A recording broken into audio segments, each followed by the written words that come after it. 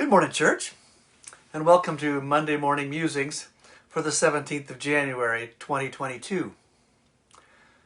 It occurred to me that we've been doing this for a while, so I checked my files, and we've been getting together on Mondays since April of 2020, just after the first COVID lockdowns began. This whole thing began as a way to stay in contact with the Carillon Church community during the couple of weeks when we would be unable to meet in person. That was a long 2 weeks, wasn't it? In fact, we're still not back to normal activity here at Carillon. But it's been fun. Doing the videos, not the lockdowns. And I hope this one is fun too. My subject this morning is nothing earth-shaking, but it may be mildly interesting. I want to share something that came up this week in a free online course I'm taking through Hillsdale College. And during the first lecture, the instructor made me see something new in something very old. And I love it when that happens, when you are introduced to a different way to see something familiar. It's not that the old understanding is wrong, but it's that the new perspective enriches and deepens the original understanding. Anyway, I enjoyed it, so I'm sharing it.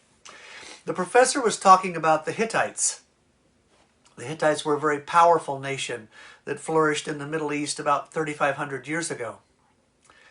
The Hittites established treaties with their subject kingdoms, in which both sides made certain commitments to each other. Now, the standard Hittite treaty followed a specific format. It began with a preamble in which the king recounted his benevolent acts toward his subjects.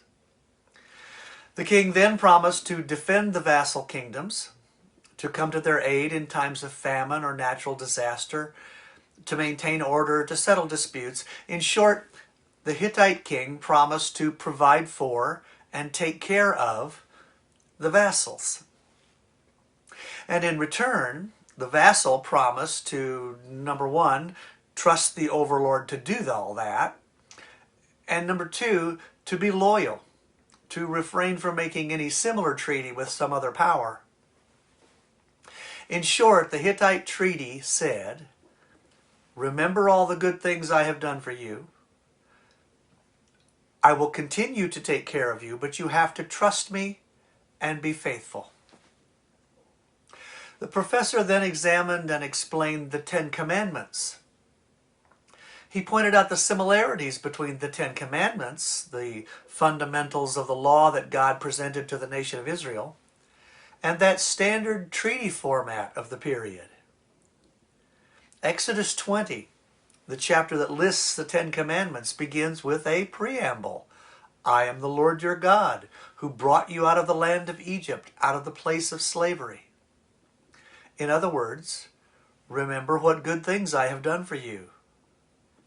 Then, in the first 4 commandments, the Lord God lists his requirements. No other God before me. Honor my name. Set aside 1 day a week dedicated to me. In other words, be loyal. The rest of the commandments, and this was the part that was new to me, can be seen as a description of the way that God would take care of his people. They would be protected and provided for so that they would not need to kill. They would not need to steal. They would not need to lie. They would not need to be envious of their neighbor. In short, I'll take care of you, but you have to trust me and be faithful. God's people in that time so long ago would have recognized this format. They would have recognized what was being offered and what was being asked of them. Now, we often think of the law as God laying down his rules for his children, but maybe it can also be seen as a benevolent heavenly king entering into a treaty agreement with his subjects. Now, all this is way above my pay grade and not really something I feel qualified to critically evaluate, but I thought it was interesting. It takes something I thought I understood and gives me a new way to see it. And I always love that. I hope you like it too. God bless you all.